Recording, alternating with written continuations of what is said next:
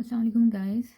आज जो है वो डिस्कस करेंगे हम कि how you can fill the HCPC form online. ठीक है, तो ये मैं आपको बताऊंगी कि किस तरीके से आप ऑनलाइन जो है वो फॉर्म फिल कर सकते हैं। सबसे पहले HCPC क्या है, इसके बारे में थोड़ा सा मैं आपको बता देती हूँ। HCPC का नाम जो है वो सारे ही फिजियोथेरेपिस्ट ने सुना होगा। ठीक है, और अगर नहीं भी सुना तो ये यूके की जो है वो एक रेगुलेटरी बॉडी है। ठीक है, that is health and care professional council. ठीक है, जिस तरीके से पाकिस्तान में तो खैर फ़िलहाल अभी कोई काउंसिल नहीं है, लेकिन यहाँ यूके की काउंसिल जो है वो HCPC है और इसके साथ आपको रजिस्टर्ड होना पड़ता है अगर आपने यहाँ पे प्रैक्टिस करनी है। ठीक है, तो सबसे पहले जो है वो HCPC अगर आप अप्लाई करना चाह रहे हैं, ठीक है, तो तीन जो मोस्ट इम्पॉर्टेंट चीज़ें हैं वो आपके पास तीन डॉक्यूमेंट्स होने चाहिए। ठीक है, एक तो ये कि आपके पास proof of identity and address जो है वो होना चाहिए। ठीक है, सेकंड थिंग कि कोर्स इंफॉर्मेशन फॉर्म होना चाहिए और आपकी जो अपनी अटेस्टेड जो डिग्रीज़ हैं वो अटेस्ट होनी चाहिए, सर्टिफाई होने चाहिए। And third thing is your certificate of English language proficiency. ठीक है, तो सबसे पहले मैं आपको वेबसाइट बताती हूँ। HCPC, ओके, आप जो है वो www.hcpc.uk.org जो है उसकी वेबसाइट पे जाएंगे।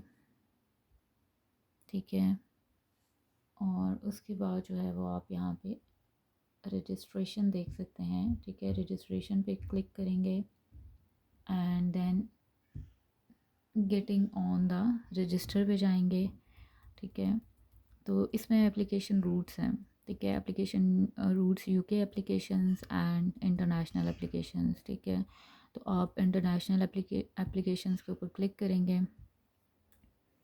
और उसके बाद यहाँ पर सबसे पहले आ जाता है eligibility to apply for the registration. ठीक है, if you have bachelor degrees और DPT डिग्री इन फिज़ियोथेरेपी और अगर आपके पास मास्टर्स डिग्री है, ठीक है, तो then you are good to go. ठीक है, तो आप you are eligible for this registration, right.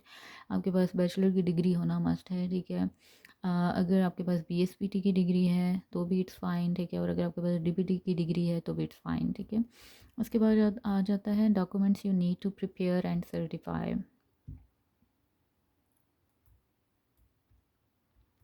Okay, इसमें अगर आपके पास proof of identity and address है। ठीक है,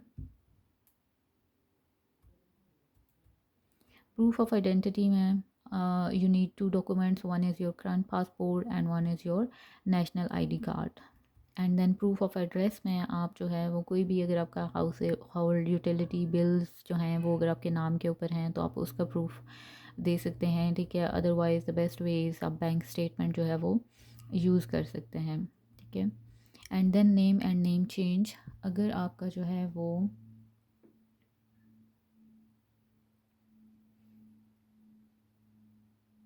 नेम जो है वो शादी के बाद अगर चेंज हुआ है, ठीक है, तो उसकी सर्टिफाइड कॉपी जो है वो आपको प्रोवाइड करनी पड़ेगी। एंड देन प्रोवाइडिंग ट्रांसलेशन, अगर उर्दू में है आपके डॉक्यूमेंट्स, ठीक है, तो फिर आपको जो है वो उसको कन्वर्ट करके देना पड़ेगा, लाइक स्मार्ट ID कार्ड्स वगैरह, उस तरीके से आप वो कर सकते हैं इसको। एंड देन आ जाता है आपका सर्टिफाइंग योर डॉक्यूमेंट्स। ठीक है, आप अपने डॉक्यूमेंट्स जो हैं वो किस तरीके से सर्टिफाई कर सकते हैं, जिसको अटेस्ट करना बोलते हैं। ठीक है, तो डॉक्यूमेंट्स जो हैं वो आपके अटेस्टेड कौन कर सकता है, यहाँ पर भी पूरी उन्होंने एक लिस्ट बताई हुई है। ठीक है, who can certify your documents. ठीक है, तो पर्सन ऑफ स्टैंडिंग जो है वो कोई भी हो सकता है, हेल्थ केयर प्रोफेशन से हो सकता है, टीचर्स एंड लेक्चरर्स हो सकते हैं। ठीक है, बैंक मैनेजर्स हो सकते हैं, लॉयर्स हो सकते हैं, मेंबर ऑफ पार्लियामेंट हो सकता है। ठीक है, but you know, the person of standing must not have any relation with you। ठीक है, तो रिलेशनशिप में नहीं होना चाहिए और he must not share the address you are living.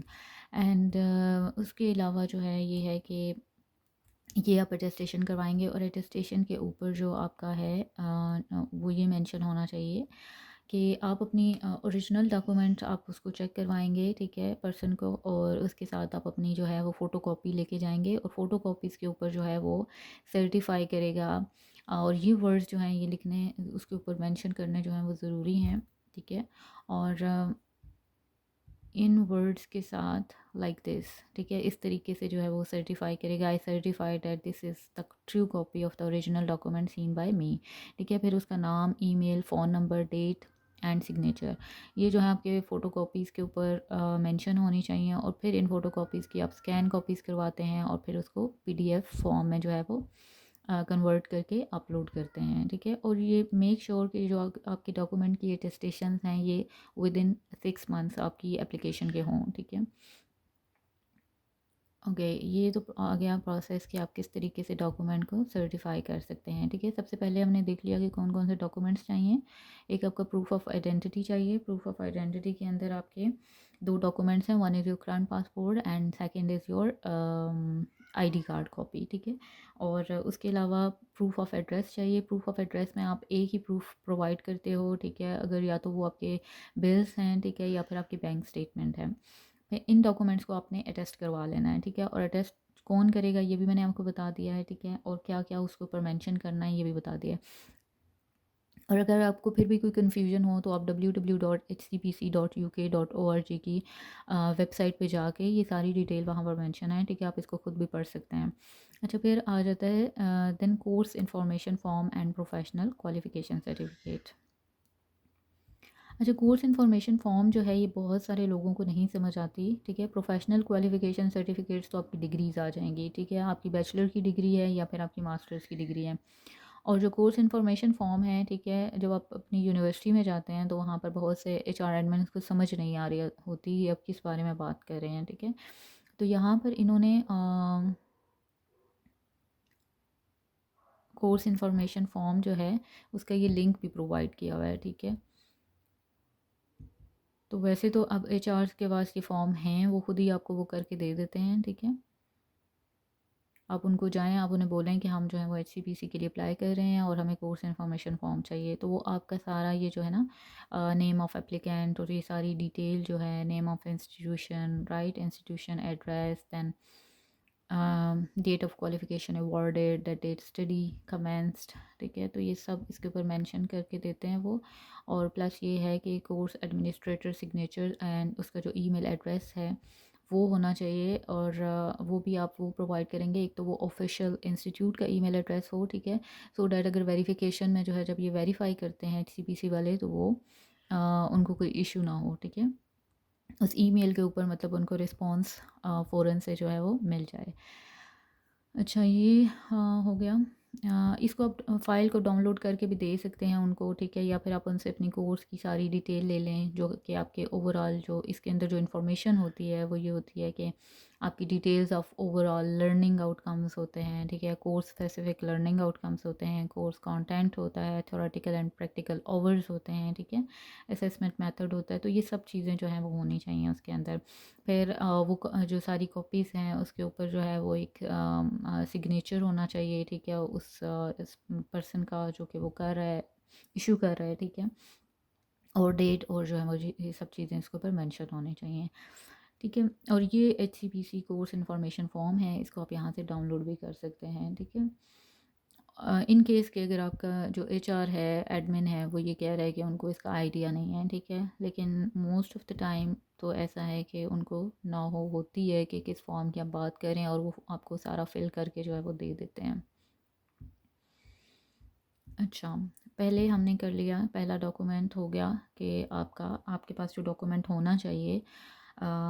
ऐसा नहीं है कि आप एचसीबीसी के फॉर्म के ऊपर आ गए हैं, आपने रजिस्ट्रेशन अपनी कर ली है और यहाँ पे आप जो है वो एप्लीकेशन अपलोड कर रहे हैं और एप्लीकेशन अपलोड कर रहे हैं और आपके पास ये डॉक्यूमेंट्स नहीं है, ठीक है। तो मोस्ट इम्पॉर्टेंट थिंग कि आपके पास पहले ये डॉक्यूमेंट्स हों, उसके बाद फिर आप अपनी एप्लीकेशन के ऊपर जाएँ और फिर जो है वो एप्लीकेशन अपलोड करें। अच्छा, फिर आ जाता है हमारे पास ये डॉक्यूमेंट्स हैं, ठीक है। And the third most important document जो है वो आपका इंग्लिश प्रोफिशिएंसी डॉक्यूमेंट है, ठीक है, जिसमें आप आइल्स का भी प्रोवाइड कर सकते हैं एंड टॉफल भी प्रोवाइड कर सकते हैं। दोनों डॉक्यूमेंट्स जो हमें एक्सेप्टेबल हैं।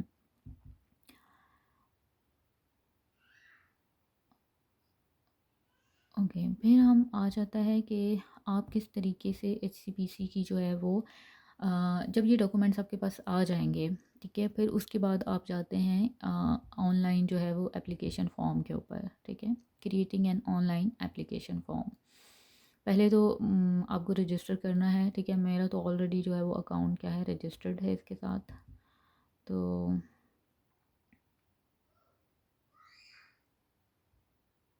क्रिएटिंग अ न्यू एप्लीकेशन, ठीक है। तो यहाँ पर हम जाएंगे, मेरी इसमें शायद कुछ डिटेल मेंशन होगी, ठीक है। तो इसमें इस तरीके से है कि मैं न्यू एप्लीकेशन पे जा रही हूँ, ठीक है। जस्ट फॉर हम इसको एज अ डमी फिल करेंगे, ठीक है। ओके, यहाँ पर ये है कि application type if you qualified outside of the UK, ठीक है। तो फिर आप इंटरनेशनल इसमें सेलेक्ट करोगे, ठीक है। और इसी तरीके से एप्लीकेशन नंबर है, ठीक है। जो एप्लीकेशन नंबर जब आप इसकी रजिस्ट्रेशन करते हैं तो वो आपको एक एप्लीकेशन नंबर देता है, ठीक है। वो आप इसमें मेंशन करोगे। Have you previously applied for registration of HCPC? No. Please select the profession of which you are applying, ठीक है। तो यहाँ पर ये सब प्रोफेशन हैं जिनको HCPC कवर करती है, तो आपने अपना फिजियोथेरेपिस्ट का फिल करना है, ठीक है। अच्छा, इसके बाद जो है यहाँ पर आप सब इसको क्लिक कर देंगे, ठीक है। सेव एंड कंटिन्यू करेंगे, ओके।